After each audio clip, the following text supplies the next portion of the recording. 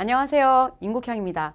자, 여러분들께 2023년 합격의 비법을 좀 말씀드리고자 선생님이 2022년 시험을 보고 와서 여러분들께 좀 브리핑을 드리려고 이 자리를 준비를 했습니다. 어떻게 유형이 나왔고 여러분들이 앞으로 이 유형에 대해서 완벽하게 준비를 하시려면 어떻게 대비를 하셔야 되는지에 대해서 말씀을 드리려고 합니다. 지금 총 3가지를 말씀드릴 건데, 첫 번째, 아마 오늘 주로 말씀드릴 것은 이 내용일 거예요. 출제를 어떤 식으로 했고 어떤 문제가 나왔기 때문에 우리는 어떻게 준비를 해야 되는지, 그리고 이제 대표적으로 여러분들이 논술을 아마 고등학교 때 여러분들이 대입을 위해서 준비하신 분들이 아니라면 한 번도 준비를 안 해봤기 때문에 조금 두려움이 있을 거예요. 그거에 대해서 간단한 여러분들이 제일 많이 하는 질문에 대해서 말씀을 드리고 마무리하도록 하겠습니다. 자, 그러면 첫 번째로 선생님이 연세대학교 사회계열의 유형에 대해서 말씀을 드리려고 해요. 어쨌든 연대와 고대를 동시에 준비하는 친구들이 꽤 많을 거라고 생각을 합니다. 왜냐하면 논술 준비는 일주일에 한 번씩 여러분들이 진행이 될 거예요. 그런데 그렇게 한 번 준비한 것을 가지고 한 학교만 대비를 하는 것이 아니라 두 학교를 동시에 같이 대비를 해서 둘 다 합격할 수가 있다는 말씀이죠. 여러분들이 한 학교만 준비해서 한 학교만 시험을 보고 오는 것보다는 두 대학을 같이 기출문제를 같이 공부를 해서 대비를 하시는 게 훨씬 효과적입니다. 왜냐하면 연세대가 지금 요즘의 패턴이 고려대처럼 내고 있고요. 고려대는 또 연세대처럼 내고 있어서 여러분들이 두 대학을 같이 번갈아 가면서 같이 대비를 해주실 때 논제의 아주 미묘한 차이, 디테일한 차이를 놓치지 않고 그 표현들에 대해서 실수하지 않고 여러분들이 잘 좋은 답안을 써내실 수 있기 때문이죠. 연세대학교는 일단 인문계열, 사회계열로 나누어서 시험을 봅니다. 그런데 선생님한테 꼭 처음 준비하는 친구들이 가장 많이 물어보는 게, 선생님 사회계열 저는 지원할 건데 경영경제 사회계열이거든요. 인문계열 준비할 필요가 없지 않나요? 인문계열 문제 안 보겠습니다. 되게 어리석은 생각이십니다. 왜냐하면 여러분들이 인문계열, 사회계열 할 것 없이 논제가 그렇게 많지가 않아요. 연세대는 지금 10년째 시험 문제를 출제를 했고요. 이제 2023은 11년째가 되겠네요. 그리고 고려대는 지금 5년의 기출문제가 쌓여 있는 상태인데, 여러분들이 1년 동안 일주일에 한 번씩 준비를 하면 1년에 주가 52개예요. 적어도 한 40개에서 50개 사이의 논제들을 풉니다. 우리 합격생들이. 그래서 여러분들도 내가 이제 합격을 좀 하고 싶다라고 한다면 뭐 매일 논술 공부를 할 필요는 없어요. 일주일에 한 번씩 정해놓은 어떤 시간에 여러분들이 마음 잡고 준비를 하시면 되는데, 연세대학교는 여러분들이 이제 사회계열과 인문계열로 분리를 하신다면 인문계열만 대비를 한다, 사회계열만 대비한다라고 하는 친구보다 사회계열과 인문계열을 같이 준비했을 때 훨씬 논제와 주제를 풍부하게 보기 때문에 여러분들의 실력 자체가 훨씬 더 탄탄해진다는 거죠. 시간은 충분합니다. 그래서 같이 대비하시기를 선생님은 권유를 해드리고요.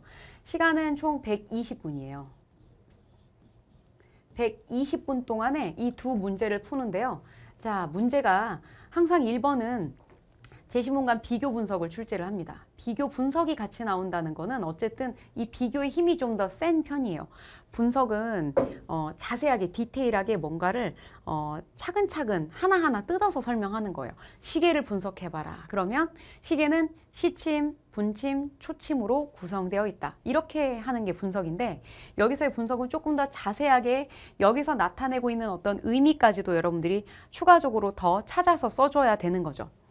자, 비교는 제시문들 사이에 어떤 공통점과 차이점이 있는지를 써내는 거예요. 그래서 여러분들은 이 비교의 논제에 훨씬 더 무게중심을 가지고 공부를 하시게 될 건데, 1번 문제를 딱 정확하게 두 문제니까 반으로 쪼개서 얘를 60분, 얘를 60분 이렇게 풀 수는 없습니다. 왜냐하면 1번 문제를 너무 짧게 시간을 잡으시면 2번 문제를 풀 베이스, 2번 문제를 풀 수 있는 소스를 많이 놓치게 돼요. 그래서 1번을 선생님은 좀 더 신경을 쓰라고 말씀을 드리고 2번 문제는 약 40분 정도로 투자를 하라라고 말씀을 드립니다. 자, 그래서 2번 문제는 사회계열의 가장 큰 특징은 표가 출제가 된다라는 거예요. 이 표가 출제가 된다라는 거, 선생님하고 이 표만 집중적으로 표를 분석하고 표를 해석해서 이 표를 평가를 하거나 표가 근거가 되거나 둘 중에 하나입니다. 이런 식으로 나온다는 거죠. 표를 바탕으로 제시문을 분석 또는 평가하라, 분석하라, 평가하라, 또는 해설하라, 해석하라, 이렇게도 나올 수 있습니다. 그래서 이 표를 바탕으로라고 했으니까 이 표가 근거가 되는 거예요. 근거가. 그리고 다른 패턴으로는 아예 거꾸로 제시문, 특정 제시문을 지정을 하고 이 제시문을 바탕으로 라의 표를 분석 또는 설명, 평가하라 이렇게 시험 문제가 나올 수 있습니다. 이 두 가지가 섞여서 나오는데 해마다 조금 약간 패턴을 다르게 출제를 하고 있어요. 그래서 여러분들은 두 방식 모두 준비를 하셔야 돼요. 이제 디테일한 문제를 한번 보실 건데요. 2022년, 그러니까 2022학년도, 2021년 겨울에 시험을 본 거죠. 요거는 여러분들이 이제 문제를 보시면 약간 좀 달라졌다라는 거를 확인할 수 있습니다. 다의 관점에서 가, 나를 비교 분석하시오. 이게 선생님 조금 전에 연대와 고대를 같이 준비하시는 게 유리하다고 말씀드린 이유는 고대는 연대식으로 문제를 내고요. 연대는 고대식으로 문제를 내고 있다는 게 바로 이 부분이었습니다. 애초에 연세대는 그냥 제시문 3개를 놓고 이걸 비교하라라고 하거나 아니면 제시문 4개를 비교하라 이렇게 말이죠. 제시문 가나다라를 비교 분석하시오. 특히 핵심 주제는 줍니다. 예술과 자본주의의 관점에서 가나다라를 비교 분석하시오. 제시문 4개를 비교하는 문제예요. 또는 3개를 비교하기도 합니다. 그런데 고려대가 이렇게 문제를 내거든요. 어떤 특정 제시문 하나를 주고 그 관점에서 이 둘을 비교하거나 그 관점에서 둘을 평가하라. 이렇게 시험 문제를 냅니다. 그러니까 제시문 다를 기억을 안 하면 가와 나만 가지고 비교를 한다면 좋은 점수를 받을 수가 없다는 거죠. 그래서 여러분들이 중요한 건 제시문 다의 관점을 바탕으로 한 가와 나의 비교를 어떻게 문제를 풀어낼 것인가인 거죠. 이 제시문 다가 전체 가와 나를 비교하는 기준점이 된다는 거죠. 이거 놓치시면 합격하기가 어렵게 되는 거죠. 이걸 고려대학교 논제를 풀면서 대비를 했던 친구들은 충분히 제시문 다의 관점을 적용하는 원리를 알고 있기 때문에 문제를 푸는데 어려움이 없었을 거란 말이죠. 역시나 이제 2번에서는 표가 출제가 되었는데 라의 조사 결과에 비추어. 이걸 비추어라는 얘기는 이 조사 결과를 바탕으로 얘를 근거로 하라는 얘기예요. 제시문 라의 조사 결과를 근거로 해서 가, 나의 주장을 종합적으로 이것 때문에 여러분들 사이트, 인터넷 게시판, 이런 그 각종 커뮤니티에서 굉장히 뜨겁게 논의를 했던 것으로 선생님이 알고 있는데 가와 나의 주장을 종합적으로라는 게 절대로 각각 따로 분석하는 게 아니라는 거죠. 종합해서 제시문 가와 나의 주장을 종합적으로 평가하라는 얘기. 여러 가지 의미로 해석을 할 수가 있는데 이 조사 결과를 근거로 해서 가를 한번 따로 나를 한번 따로 이런 식으로 하는 게 아니고요. 가와 나의 주장을 이 제시문 라에 나온 내용이면 가도 나왔다가 나도 나왔다가 주장이 여러 번 반복적으로 뒤섞여서 제대로 여러분들이 이거를 타당성을 논의를 해주는 거죠. 평가라고 했으니까. 타당성 논의가 뭐냐? 결국에는 이 가의 주장이 이 부분에서는 맞고 이 부분은 잘못되었다. 타당하지 않다. 제시문 나도 이 부분은 타당한데 이 부분은 타당하지 않다라고 하는 게 명확하게 이제 나와줘야 된다는 거죠. 그 포인트가 근거가 제시문 라의 표. 이 표를 여러분들이 분석을 했어야 됩니다. 표가 총 3개가 나왔어요. 이 3개가 나온 표를 종합적으로 고려를 했어야 되는 문제였다는 거죠. 그걸 여러분들이 조금 기억을 해주시면 될 것 같고 그 전년도에는 문제가 이렇게 나왔습니다. 4자 비교. 이때 문제가 쉽지는 않았는데 제시문 4개를 비교한다는 것 자체가 굉장히 부담이었어요. 이 문제는 언제 출제가 되었었냐? 2019학년도에 사회적 고통에 대해 각각 다른 관점을 함축하고 있다. 비교 분석하시오. 제시문 4개를 비교 분석하는 문제가 나왔죠. 그런데 바로 다음 해에는 이렇게 안 나오고 다시 3자 비교의 형태로 출제가 됐습니다. 이제 뭐가 나올지 모르니까 3자 비교도 대비해야 되고 4자 비교도 대비를 해야 되고 그리고 올해 출제가 되었던 이 형식도 당연히 준비를 해 주셔야 되겠죠. 여기 표도 마찬가지예요. 여러분들 여기에 집중을 좀 해보시면 선생님이 그 말씀 드렸죠. 표를 가지고 제시문을 평가하거나 제시문을 가지고 표를 평가하거나 그 두 가지 패턴만 대비하시면 됩니다. 이번에는 표를 가지고 제시문을 평가하는 게 나왔어요. 그 전년도는 제시문을 이 활용하라는 얘기는 이 두 개가 나의 표를 해석하는 근거가 된다는 거죠. 근거가 논제가 앞쪽으로 나오거든요. 그래서 이 근거가 정확할 때 여러분들이 좋은 점수를 받을 수가 있습니다. 나의 주관적인 해석과 기준으로 평가를 하는 게 아니라는 거죠.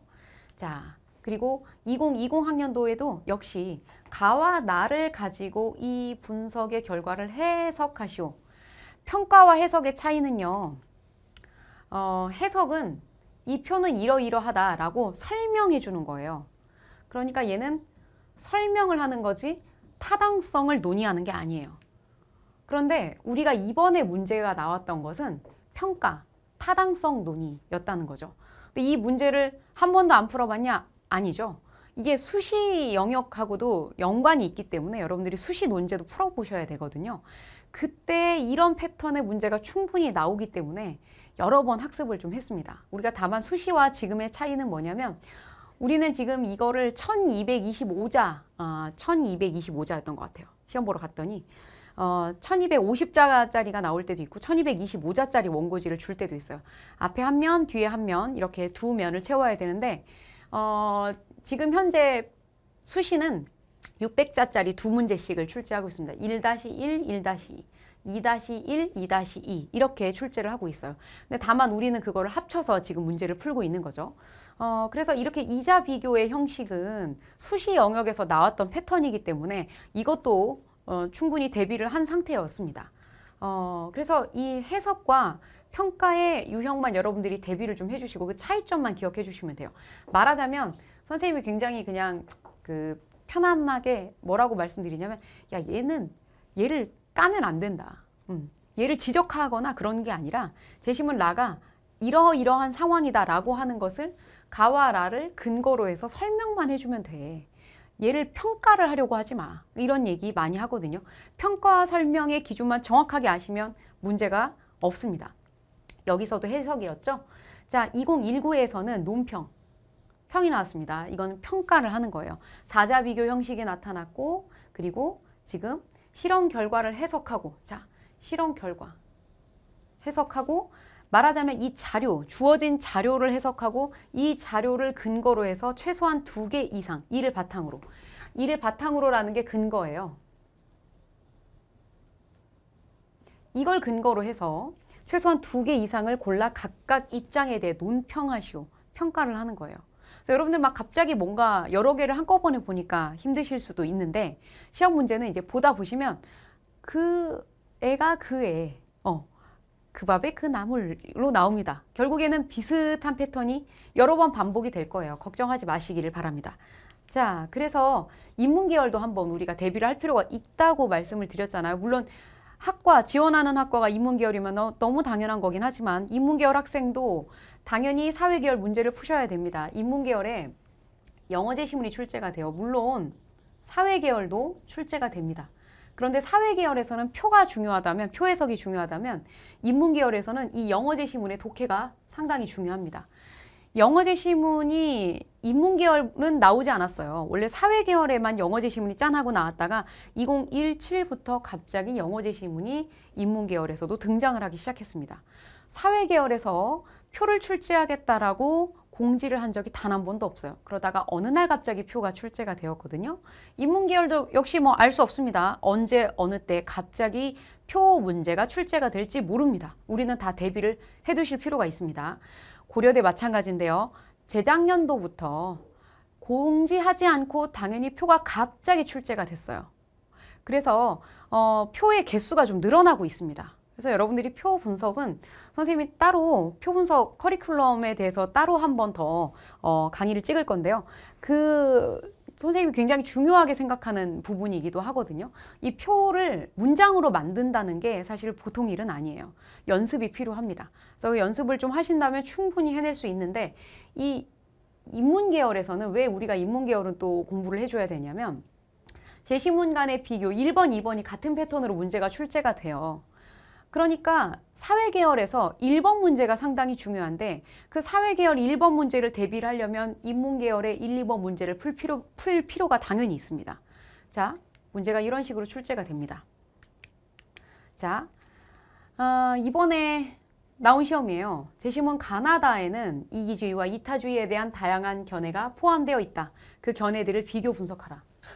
선생님이 이제 이거 시험 보러 들어갔었는데 사회계열 말고 인문계열에 들어갔어요. 왜냐면 이제 사회계열은 선생님 제자를 들여보내고 인문계열 선생님 혼자 들어갔는데, 왜냐면 선생님 제자들이 이제 보건팀으로 이제 몇 명을 들여보냈는데, 당연히 이제 선생님 혼자 인력이 많지가 않으니까 선생님 혼자 들어가는 그거는 이제 인문계열로 선생님 혼자 이제 독박을 쓰고, 선생님 제자들이 이제 사회계열로 들여보냈습니다. 표 때문에 그걸 다 암기를 해와야 돼서 문제를 공개를 안 하잖아요. 이분들이 왜 안 하는지 정말 너무 답답해 죽겠어요. 그래서 그 선생님이 수시 때는 시험 보러 들어가 본 적이 진짜 거의 한 번도 없는데, 여기는 뭐 시험을 보러 들어가게 되는 수밖에 없는 거죠. 보러 들어갔더니 아니나 다를까 여기서는 제시문 다가 좀 중요합니다. 다 보이시죠? 이 다가 1, 2번에 걸쳐 있어요. 그런데 이게 뭐냐면 이게 영어 제시문이에요. 영어 제시문 하나 독해 못하면 그냥 죽도 밥도 안 되는, 1, 2번을 그냥 싸그리 놓치게 되는.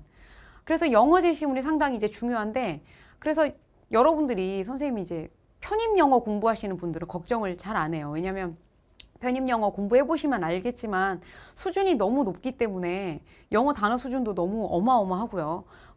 그런데 이제 올해는 보니까 영어 단어를 원래 뜻풀이를 밑에 안 해주었었거든요. 그런데 해줬더라고요. 리시프로콜이라고 하는 것의 뜻을 호혜적이라고 하는 걸로 밑에 뜻풀이를 해놔서 그나마 좀 올해는 쉬웠다. 네, 작년에는 그런 뜻이나 이런 것들 전혀 없는 상태로 영어 제시문이 상당히 조금 깔깔하게 출제가 되고 있어요. 그래서 영어는 독해 연습을 좀 해줄 필요가 있어요. 물론 국문으로 씁니다. 그래서 뭐 여러분들이 영문으로 영작을 할 필요는 없기 때문에 읽어서 무슨 말인지만 느낌만 파악하시면 됩니다. 정확하게. 그런데 어쨌든 제시문 3개를 비교를 해줘야 되기 때문에 3자 비교의 학습 사회계열하고 동일하게 하셔야 되고요. 당연히 2번에서도 여전히 보니까 3자 비교에 대한 학습이 들어가야 돼요. 연결이 되긴 하죠. 이기주의와 이타주의, 이타적 희생에 대한 서로 다른 관점을 보여준다. 이렇게 지금 되어 있잖아요. 자, 그런데 포인트는 지금 뭐냐면 제시문 여기에서 가나다는 다양한 견해가 포함되어 있다. 견해를 비교 분석하라. 이렇게 되어 있죠. 그런데 여기 밑에는 차이에 대해 기술하시오라고 되어 있어요. 도대체 이게 무슨 차이가 있을까? 이게 차이가 있습니다. 그래서 여러분들이 시험 보러 들어가셨을 때 이걸 신경을 쓰셔야 돼요.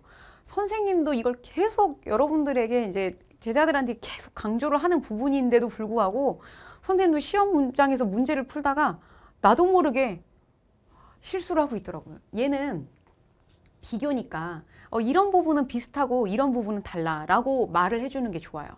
그래서 공통점과 차이점을 쓰셔야 돼요. 쓰시는 게 좋아요. 여기서는 차이에 대해 기술하라 그랬지 공통점은 안물안굼이야.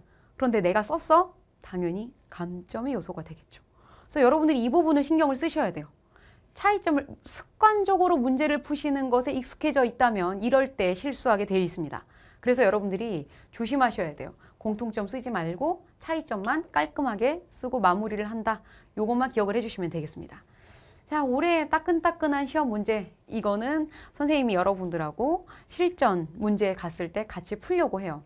선생님이 또 말씀드리고 싶은 게 뭐가 있냐면 이 최근 기출 문제가 가장 따끈한 거기 때문에 여러분들이 빨리 풀고 싶으실 텐데 이걸 맨 처음에 논술 시작하자마자 풀지 않기를 권해드립니다. 아껴두시기 바랍니다.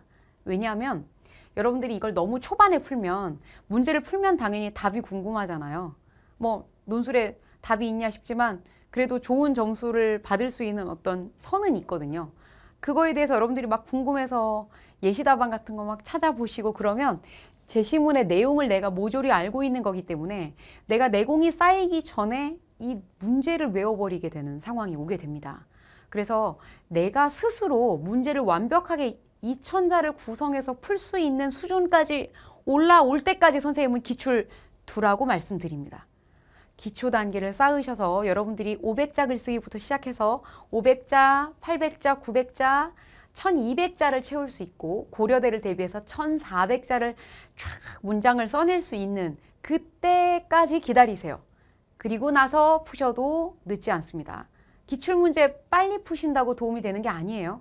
여러분들이 기본기를 쌓은 다음에 푸시는 게 좋습니다. 그래서 선생님이 논제만 살짝 말씀드리는 거예요. 내 시험 보고 왔더니 이렇더라. 그러니까 여러분들이 이런 방향으로 공부하는 게 맞더라를 말씀드리는 거니까 여러분들이 욕심을 내지 않으셔도 어차피 풀어야 될 애예요. 마지막에 막판에 가서 다시 풀려고 하면 문제를 한번 풀어본 경험이 있는 친구들은 내가 기억에 의존해서 푸는 건지 내 이게 실력인 건지 잘 모르겠다라고 말하는 친구들이 꽤 많습니다. 나중을 위해서 여러분들이 체계적으로 학습하실 수 있도록 선생님이 가이드라인을 설계해 드릴 테니까 걱정하지 마시기를 바랄게요. 그럼 만약에 선생님 수업을 안 들으신다 하더라도 기출은 조금 아끼셨다가 시험 보러 가기 전에 여러분들이 실력이 쫙 이렇게 올라갔을 때 그때 풀어보시기를 바라겠습니다. 자, 그러면 다음 문제.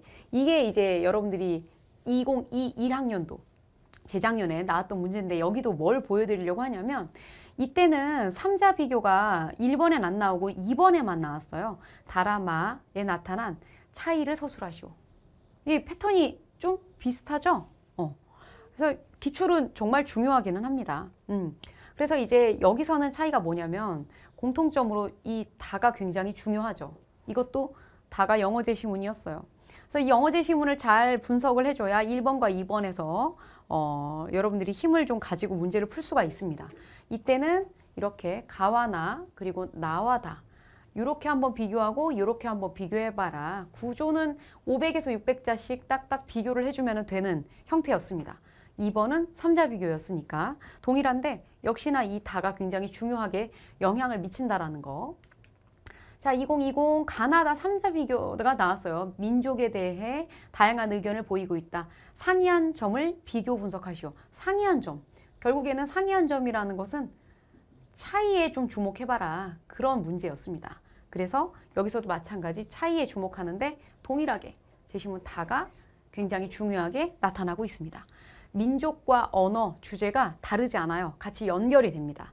한 민족이라는 거를 드러내는 가장 첫 번째 표면적으로 드러나는 게 같은 말을 쓰는 거잖아요. 그래서 같은 주제. 연세대는 1번, 2번 쪼개져 나오지만 모두 다 같은 주제라고 생각을 하시면 되겠어요.